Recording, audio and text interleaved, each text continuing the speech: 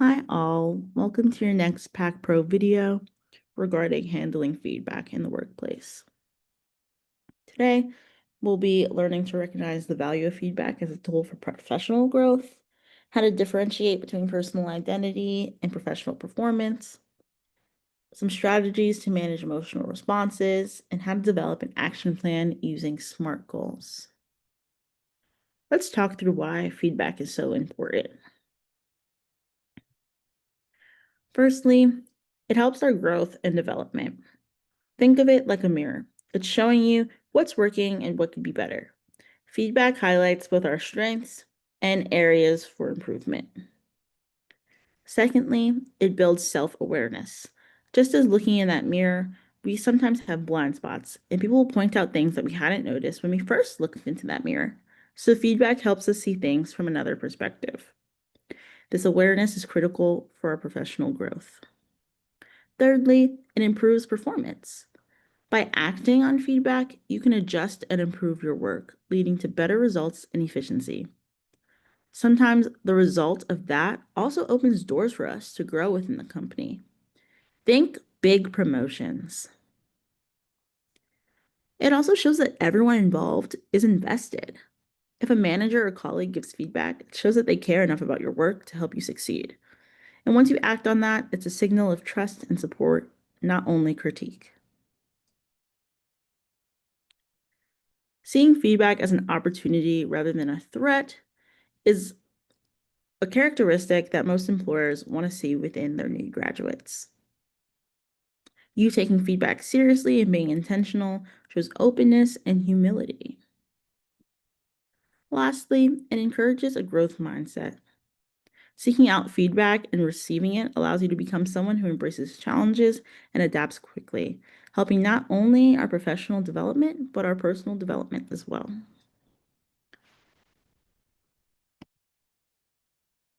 Most importantly, don't take feedback personally. Remember that your identity expands beyond your job title or your career. So, feedback within the workplace is simply just about your work. It's not about you. When you detach from the job and approach the feedback with neutrality, you'll notice that it feels a lot less threatening. I'd suggest approaching in a way that allows you to see their perspective. Remove any personal attachment that you may have to your work in that moment. Let go of any embarrassment or shame. That's not the intention behind feedback. The goal is always growth, not judgment. Many people make the mistake of leaving a meeting that regards feedback with just the emotional reaction of what it feels like to receive it. And that interrupts their ability to take what was said out of the meeting. So we want to make sure that we're able to manage that emotional reaction and not let it control our response. In terms of how to do that, breathe. Make sure that you're taking notes and practice active listening. Active listening is listening to understand and not just respond. In fact, take a minute to not necessarily respond at all. Just summarize what you're hearing. One way you can do that is by saying, so what I'm hearing is that I should focus more on X.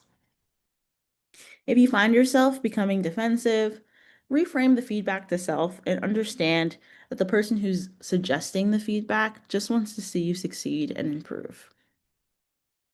If you're still feeling defensive post receiving feedback, feel free to take a break before starting your next task. Take a 15-minute break, drink some water, take a walk, maybe even implement some self-journaling that will allow you to decompress and also consolidate any feedback that you might have just heard.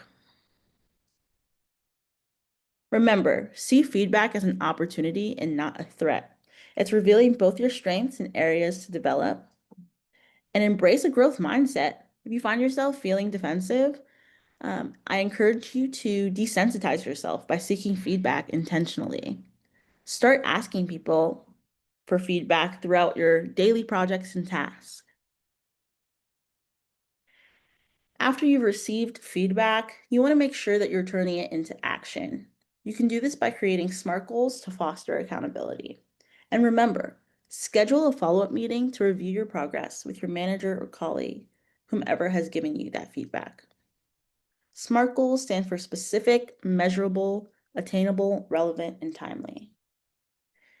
So an example on how to use this is, let's say you receive feedback that in team meetings, your updates are sometimes vague, and it would be helpful to your supervisor if you were more specific about your progress. A SMART goal response using the SMART acronym would be specific. In each weekly team meeting, I will share 2 concrete examples of progress on my projects. So that is a very specific goal. It's telling you how many examples you're going to share and when you're going to share it. Measurable, you're putting a measurable amount of what you're going to do. So it says, I will do this for the next 5 weekly meetings and see if it's helping. So by asking a teammate if your update is clear. Attainable, when you're making a goal, you want to make sure that it's something that works for you in your schedule. And so preparing 2 examples will take less than 10 minutes before each meeting. Relevance, this is directly addressing the manager's feedback and will improve team communication. And time bound, it says, I will check in with my manager after 1 month to review whether my updates have improved. So just because time bound is included in SMART goals, you want to understand that even though you're setting a time limit, you want to make sure that you're continuously acting on these goals. So time bound is really just a way to ensure that you have met the goal by checking in with your supervisor. But remember that even if it's worked for, in this case, it was 5 weekly team meetings. If it's working, then you want to make sure that you're implementing it throughout your position there. Some final tips, always say thank you after you've received feedback. Emphasize that you appreciate the opportunity for mentorship. This allows your supervisor and colleagues to understand that you're open to receiving feedback in the future. Remember, responding to feedback with openness and professionalism turns critique into a tool for growth. By listening, managing your emotions, and creating action steps, you build trust, show resilience, and position yourself for long-term career success. Thank you all.